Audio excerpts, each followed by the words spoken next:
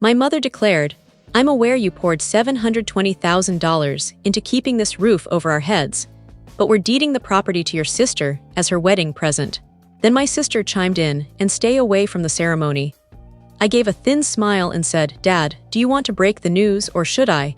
His fork clattered against the plate, and that was only the opening act. 7 days later, her perfect day took an unexpected detour. My phone lit up with 60 missed calls.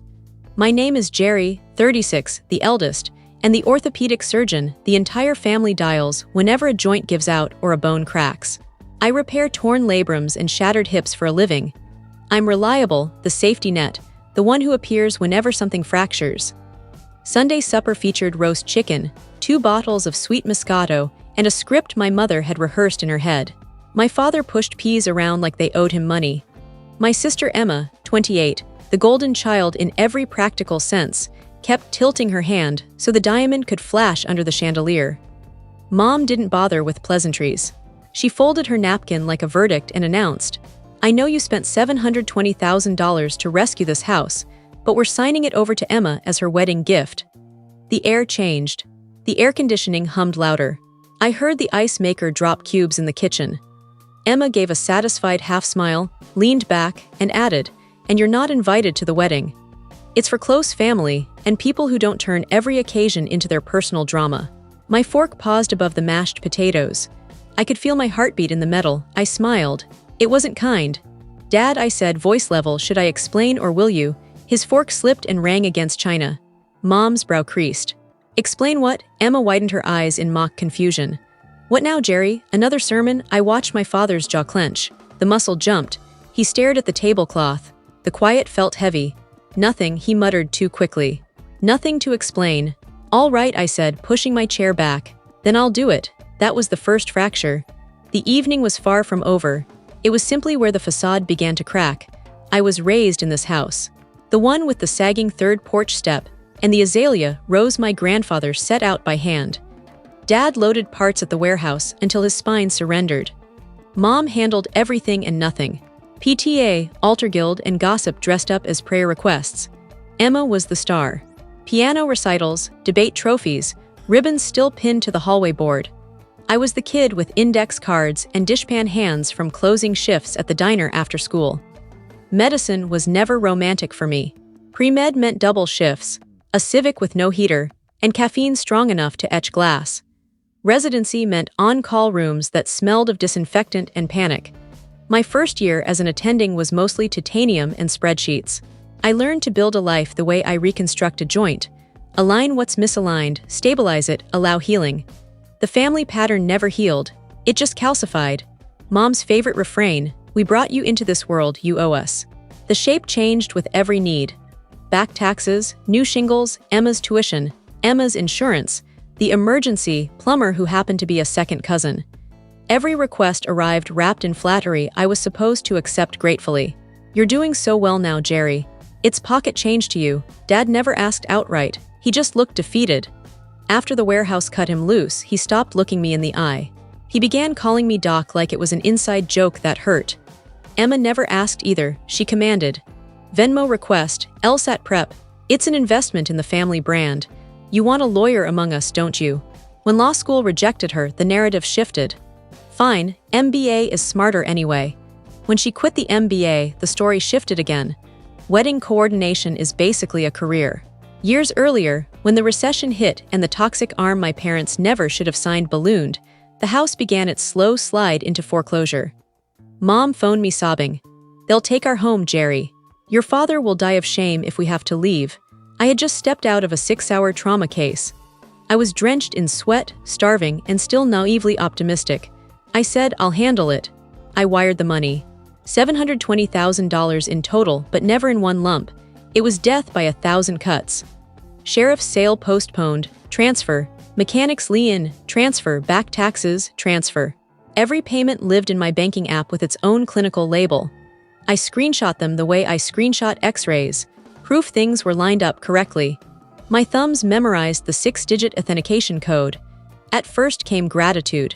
Mom sent heart explosion emojis and pictures of blooming azaleas. Dad sent a thumbs up. Emma posted a selfie on the porch captioned, "Home sweet home, red family is everything." No mention of me. The thanks evaporated. Instead came sharper demands. Shifts I surrendered. Vacations I canceled. A proposal I never made because there was always another crisis. My partners teased me about my mystery second mortgage. I laughed along because the alternative was admitting I was subsidizing denial. Then the requests grew teeth. Emma's fiancé, Zach, slid into the family chat like he'd always belonged. "Yo, big bro, mind if we do the wedding at the house? Vibes are immaculate. Saves a fortune. You're good for it." Mom added, "Wouldn't that be darling? We could even host the rehearsal dinner." I typed and deleted for 10 minutes before replying, "Let's discuss after I finish this case." By then I had started keeping evidence. The recorded deed. The note I wrote myself the night I sent the largest wire. The occupancy agreement Dad signed 2 years earlier when I finally said I couldn't continue indefinitely without structure. We met at the same kitchen table. He finally met my eyes. "I screwed up," he said, voice hollow. "Kept pulling equity to keep your mother happy. Didn't tell you because truth would make him the bad guy. Because asking might force me to say no. I told him I would clear the arrears and assume the mortgage if the title moved to an LLC I controlled. They could remain rent-free provided they covered utilities and never encumbered the property again. It wasn't punishment. It was ventilation." He signed. We recorded. The county stamped it. I still have the photo of the green ink. I never told Mom. Neither did he. He said she'll never forgive me if she learns I lost the house. "You didn't lose it," I said. "I rescued it for all of us," he nodded. We kept the secret like a poorly applied cast, functional but ugly. The emotional invoices are harder to total, but I can list them. 2 a.m. calls for venue deposits. 6 a.m. calls for a broken furnace that somehow fixed itself after money appeared. The guilt trips when I hesitated. All that money and still single. What are you even saving it for? Do you want us on the street? Every attempted no dissolved into yes, because no one else could shoulder it, and I couldn't watch them sink. The moment of clarity arrived 2 months before that Sunday dinner. A mobile notary rang me by mistake. "Hi, confirming the gift deed signing tonight. 114 Remington to Emma and Zachary." I was running 3 patients late, staring at a femoral x-ray. "I think you have the wrong person," I said, but I already knew she didn't. I called Dad. He didn't answer. I texted him the stamped deed photo with one line, "We need to talk tonight." He replied with a single word, "Tonight." We met in the garage, his smoking hideout, when Mom was furious. He couldn't look at me. "She wants to do it," he said. "She says you'll be thrilled for your sister." "It isn't yours to give," I said. He rubbed his temples. "You'll make it ugly if you say anything. You already made it ugly by lying to her." He offered no reply. So I waited. I let him choose whether to confess. He didn't. He let her construct the fantasy gift like a garden trellis. He let Emma save Pinterest boards of floral arches on our lawn. He let Zach measure the yard for a marquee. And then Mom invited me to dinner to unveil the generosity I was expected to celebrate. Mom's tone was bright and brittle. "It's symbolic, Jerry. Legacy. Your grandfather left it to us. Now we pass the torch to Emma. That's what families do." Emma folded her arms. "You don't even want a house. You basically live in the OR. Zach gave a lazy shrug. "We'll look after it, dude." I pulled out my phone. I opened the album titled House, screenshots, PDFs, wire confirmations. I placed the phone between the salt and pepper like evidence on an operating tray. First image, county records, grantee our home LLC. Second, signed occupancy agreement. Third and beyond, bank transfers April 4, $185K, June 19, $152K, September 1, $210K, and the smaller sutures that closed the wound. Mom stared at the screen, then at me. "What is this supposed to be?" "Reality," I answered. "I paid. I recorded the deed." Dad signed. "The house sits in an LLC I own 100%. You reside here rent-free under the agreement already in place. You do not get to gift what isn't yours." Emma let out an incredulous laugh. "That's forged. You photoshopped county seals now." She poked the screen as if she could erase the stamp. Dad remained mute. His silence was its own presence. "Dad," I said gently, "tell them." He drew a breath like a patient going under. "It's true," he said. "Jerry owns the house. He saved it." The words took a moment to settle. Mom's mouth opened, closed, opened again. "You conspired behind my back. I rescued our home," I said, palms flat because they wanted to tremble. I allowed you to stay because you're my parents. But you don't get to rewrite history and hand my asset to Emma like a generous afterthought. Emma's voice spiked. So you're stealing what's rightfully ours. It was never inheritance, I said. It was almost a sheriff's auction. It was liens and 6 years of me choosing your emergencies over my own life. Zach mumbled, dude, this is next-level drama.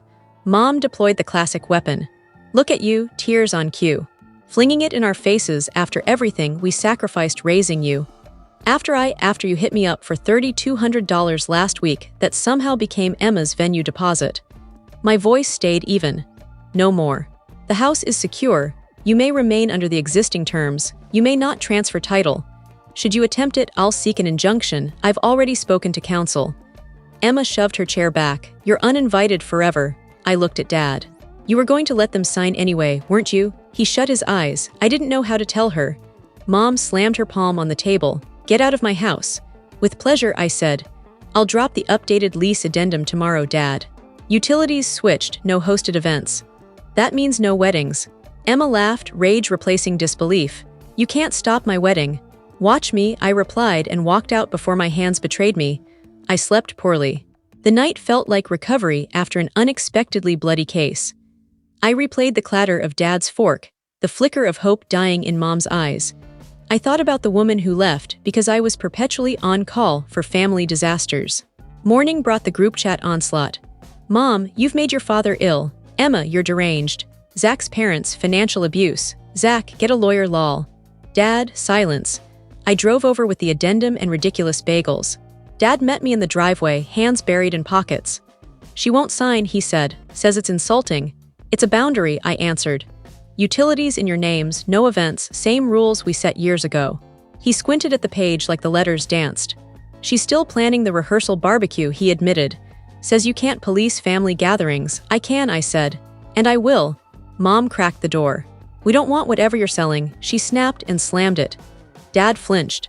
I emailed the document instead, CCing my attorney.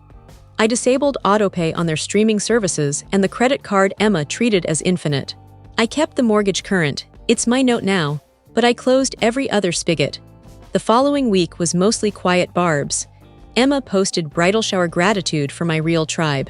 Mom shared scriptures about prodigal sons and ingratitude. Then rehearsal week arrived.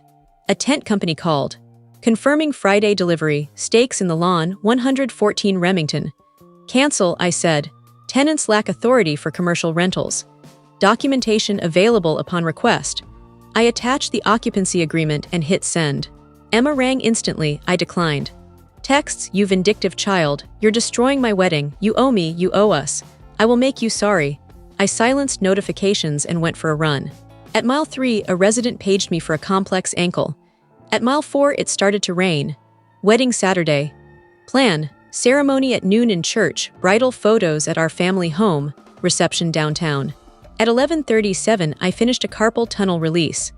My phone vibrated itself across the locker room bench. Calls stacked like trauma alerts. I ignored them. Previews slid across. Mom, Jerry answer. Police here. Dad, it's the house, please call. Cold spread through my chest. I phoned Dad. He answered instantly, breathless. Your mother called the police, he said without greeting. On you, what? Photographer set up in the living room. Neighbors complained about cars on grass. Officer asked ownership. Emma and your mom insisted it was theirs. I finally told the truth. Officer ran the parcel. Now he needs to speak to the actual owner. Bridesmaids crying. Guests arriving. There are moments in the OR when 30 seconds decide a limb. This was one. I'm not driving over, I said. Give the officer my email. I'll send written permission for you and Mom to reside and host up to 20 guests per the agreement. No photo shoots, no wedding parties. He can enforce occupancy limits. Jerry, Dad pleaded, voice cracking. I'm sorry, I said. I sent the email. 2 attachments, CC Dad. Then I set the phone face down and checked on my patients because fractures don't pause for family meltdowns. At 15:12, Emma sent a photo. Her in full gown on the sidewalk, makeup streaked, middle finger raised. You destroyed everything. I studied the face of the little girl who once hid behind my legs during thunderstorms. Something sharp and cleansing moved through me. I typed, I didn't destroy anything. I enforced reality. You chose fantasy and an audience. No answer. That evening Dad rang again. They started 45 minutes late, he said quietly. Moved photos to the church steps. Your mother didn't speak to me for hours. Zach's parents called us freeloaders. Emma says she's done with you forever. Pause. The officer handed me a printout of the county record. I think I needed to hold it. I'm sorry it happened today, I said. I'm sorry it happened at all, he answered. I slept deeply for the first time in years. A week later, the azaleas still blazed. Cafe lights remained strung like forgotten party regrets. I arrived unannounced with a manila envelope titled Terms of Residency. Mom refused to open the door. Dad did. He looked worn but strangely unburdened, as if shedding decades of secrecy had straightened his spine. He poured coffee without asking. She believes you humiliated her in front of everyone, he said. I didn't appear, I replied. That was rather the point. He gave a tired smile. I told her the humiliation belonged to us for lying so long. Not to you. The envelope contained the same documents plus a one-page lease. $1 annual rent, dramatic but unambiguous. Utilities in their names. Yard work theirs. No gatherings over 20. No structural changes without written consent. No new debt against the address.